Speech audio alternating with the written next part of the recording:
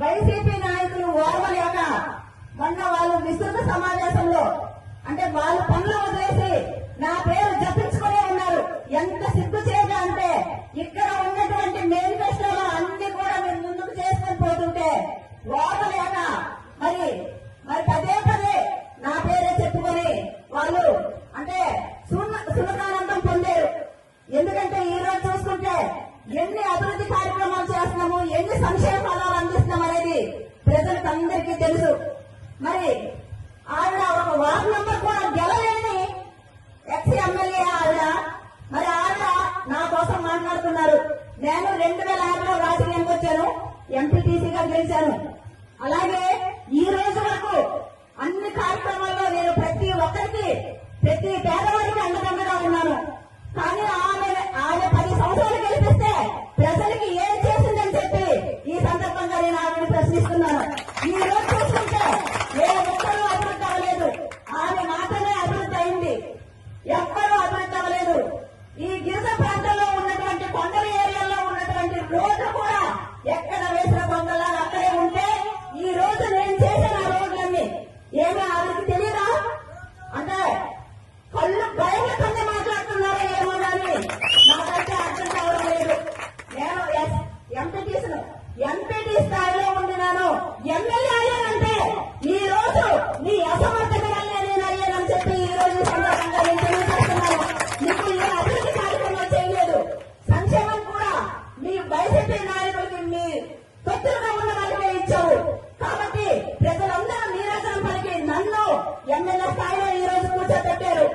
ఒక ఎంపీటీసీలు ఎమ్మెల్యే అయ్యారంటే నీకు కనీసం సిగ్గు కూడా లేదా అని చెప్పి ఈ సందర్భంగా అవుతున్నాను. నీకు ఒకటే నేను చెప్తున్నాను, మళ్ళీ వ్యక్తిగతంగా వచ్చావంటే మా గిరిజన ప్రజలతో నువ్వు ఏమి ఇదవుతావో గురవుతావో మరి మీకు ఎలా చెప్పాలో అర్థం అవ్వట్లేదు.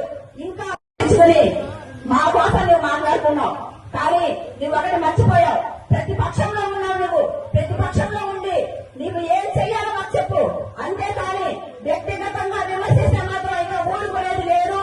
నేను వచ్చే రాజకీయంలో ఎన్ని సంవత్సరాలు 2006 అంటే లెక్క పెట్టుకో, ఎన్ని సంవత్సరాలు అయిందో లెక్క పెట్టుకుని నువ్వు దాన్ని ఇచ్చేసుకో. కానీ నువ్వు చేసింది 10 సంవత్సరాలు మాత్రమే రాజకీయం.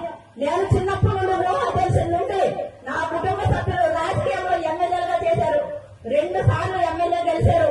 మా తాతగారు అడ్డాకు లక్ష్మణ్ గారు 2 సార్లు ఎమ్మెల్యే అయ్యారు.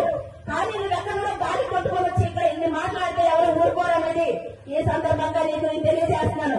నువ్వు డాన్సులు చేస్తే నీ ఊరెళ్ళి నీ దగ్గర చేసుకో డాన్సులు, అంతేగాని కుప్పం నియోజకవర్గంలో నా ప్రజలు, నా గిరిజన ప్రజలందరూ కూడా నాతో అండగా ఉన్నారు, నాకు గెలిపించారు. అలాగే ఇంకొకటి అన్నావు, కోటదుర్గమ్మ ఆగ్రహానికి బలవుతామన్నావు. అదే మళ్ళీ ఎవరయ్యారు?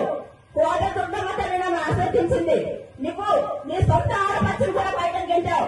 అలాగే మరి నీ మామగారిని కూడా బయటకు గెంటావు.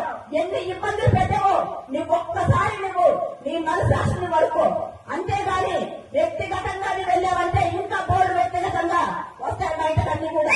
ఎందుకంటే ఈ రోజు చూస్తే ప్రతి ఒక్కరు కూడా నువ్వు మాట్లాడిన మాటలు ఎంతో దిగుగా ఉన్నాయనుకుంటున్నావేమో. నువ్వు సరదా పడిపోయి డ్యాన్స్ వేసుకొని మాట్లాడుతున్నావు, కానీ ఆ డ్యాన్స్ లో వేసుకోమ్మా.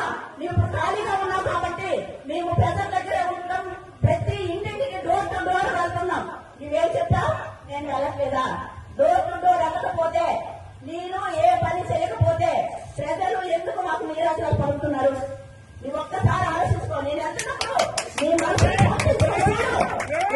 ఉన్నారో లేదనేది ఒకసారి చూసుకుని ఆలోచించు, అంతేగాని మరి ఈ గ్రామానికి వెళ్ళారు లేరు, కనకరం చెల్లెలు లేరు అనేసి మాట్లాడడానికి ఇక్కడ నేను ఆ రోజు విజయనగరం జగన్పాడి మీటింగ్ వెళ్ళి కూడా కనకరం వచ్చి ప్రతి ఇంటింటికి తిరిగాను.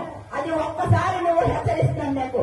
ఎందుకంటే నేను ఆ రోజు చీకటి అయిపోయినా సరే ఉండి ప్రతి గ్రామాల్లో ప్రతి ఇంటికి వాళ్ళ సమస్య తెలుసుకోవడానికి వెళ్తున్నాను. కానీ నువ్వు వాళ్ళకి కాదు. గతంలో నువ్వు ఎమ్మెల్యేగా ఉన్నప్పుడు ఏ ఇంట్లో ఎవరు ఏమనుకుంటారని చెప్పేసి వాళ్ళకి మాట్లాడుతుంటే కేసులు పెట్టావు. ఎందుకంటే కొండవాడలో పెట్టావు, మా సొంత ఊర్లోనే మా ఊరు అడుగుతుంటే వాళ్ళకి కేసులు పెట్టమని చెప్పేసి ఫోన్లు లాక్కున్నావు. అలాగే మండలో చేశావు, అలాగే సిద్ధపాటలో చేశావు. ప్రతి గ్రామంలో ఎవరు కూడా మాట్లాడకుండా నీకు రోడ్డుకి వచ్చినంత నీకు మాట్లాడేసి నువ్వు వాళ్ళకి కేసులు పెట్టండి ఇవి చేయండి అనేసి చేశావు. చెయ్యలేదా చేసావా ఒక్కసారి నువ్వే ఆలోచించుకో. ఎందుకంటే ఈ రోజు చూసుకుంటే ప్రజలందరూ కూడా నిన్ను కూర్చోబెట్టారు.